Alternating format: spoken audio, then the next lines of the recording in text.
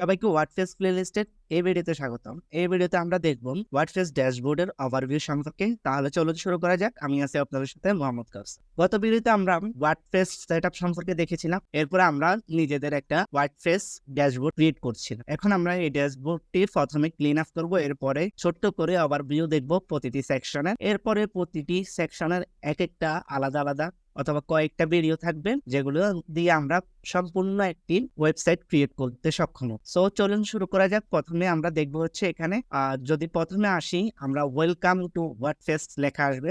So এইটা হচ্ছে dashboard. আমাদের ড্যাশবোর্ডটা একটু জিবি মনে হচ্ছে। সো আমি প্রথমে আমার ড্যাশবোর্ডটা ক্লিন আপ করে নিচ্ছি। এখানে ডিসমিস দিলে এটা চলে যাবে। এরপরে আপনি এখান স্ক্রিপশনে গিয়ে এখান থেকে টিক চিহ্নগুলো সরিয়ে নিতে পারেন, তাহলে আপনার ড্যাশবোর্ডটি ক্লিন হয়ে যাবে। সো আমার ড্যাশবোর্ডটি এখানে ক্লিন হয়ে গেল। আপনি চাইলে সাইট হেলথ স্ট্যাটাস অথবা অ্যাক্টিভিটি এগুলো রাখতে পারেন যদি আপনার মনে হয় যে লাগবে। সো আমি এখন রাখতেছি না, আমার লাগবে না আপাতত। সো আমি একটা কুইক ওভারভিউ দেবো এই সমস্ত ট্যাব সম্পর্কে, ঠিক আছে। সো প্রথমে যদি এক একটা করে আসি উপর থেকে, তাহলে প্রথমে আমরা হোম পেজ দেখতে পেলাম ড্যাশবোর্ডের। এরপরে আপডেটসে গেলে এখানে ওয়ার্ডপ্রেসের বর্তমান ভার্সন দেখতে পাবেন। যদি কোনো আপডেট আসে তাহলে এখান থেকে আপডেট করে নিতে পারবেন। এখানে একটা আপডেট অপশন আসবে, আপনি আপডেট করে নেবেন। এরপর প্লাগইনের কোনো আপডেট আসলে বা থিমের কোনো আপডেট আসলে ওগুলো এখানে দেখাবে, আপনি এখান থেকে আপডেট করে নেবেন। এরপরে পোস্টের ক্ষেত্রে আপনি যদি যান তাহলে এখানে দেখতে পারবেন আপনার কি কি পোস্ট আছে বর্তমানে।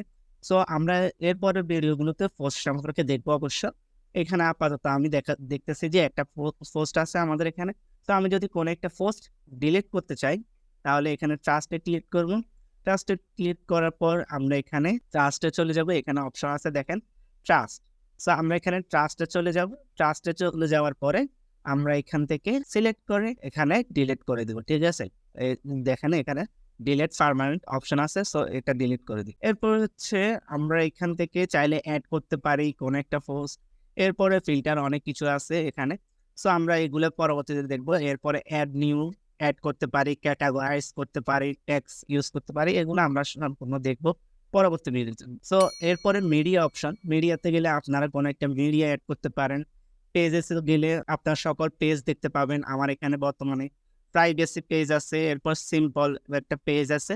সো আমরা চাইলে এগুলা দেখতে পারি। ধরেন তার যে সাইটটা আছে বর্তমানে মাই সাইট নামে।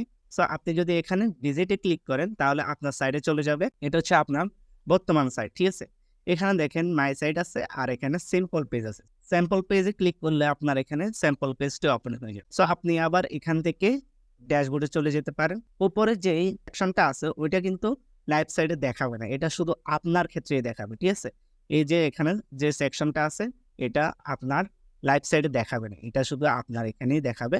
সো এখানে আপনার প্রোফাইল আছে, আপনি চাইলে এডিট করতে পারেন। এখান থেকে আবার ড্যাশবোর্ডে চলে যেতে পারেন। সো পেজেস থেকে আমরা এখানে চাইলে পেজগুলো এডিট করতে পারি, পেজগুলা আমরা ভিউ করতে পারি। এছাড়া পেজগুলো ডিলিটও করতে পারি। সো আমরা ট্রাস্টে ক্লিক করলে আগের মতো ট্রাস্টে চলে যাবে। এরপর ট্রাস্টে গিয়ে আমরা এটা ডিলিট পার্মানেন্ট ক্লিক করলে ডিলিট হয়ে যাবে আমার পেজটা, ঠিক আছে। সো আমি অল পেজে গেলে আমার স্যাম্পল যে পেজটা ছিল ওই পেজটা ডিলিট হয়ে গেল। এরপর কমেন্ট আছে, আপনি কোনো একটা কমেন্ট এখানে অ্যাড করতে পারেন। অ্যাপিয়ারেন্সে গেলে এখানে বিভিন্ন থিম আছে, আপনি চাইলে এখান থেকে থিম অ্যাড করতে পারেন। আমরা এগুলো বিস্তারিত জানবো পরবর্তী ভিডিওগুলোতে। এরপরে এখানে এডিটর আছে, আপনি চাইলে পেজটা এডিট করতে পারেন এখান থেকে, ঠিক আছে।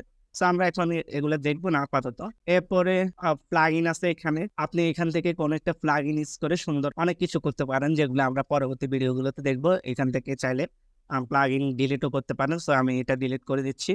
ডিলিটে ক্লিক করলাম, ওকে দিলাম, তাহলে আমার এটা ডিলিট সাকসেসফুল হয়ে গেল, ঠিক আছে। এরপরে এখানে ইউজার আছে। ইউজারের ক্ষেত্রে এখানে একজন আছে রুট নামে। সো এরপরে আমরা এখানে জিমেল দেখতে পাচ্ছি, আমাদের জিমেলটা।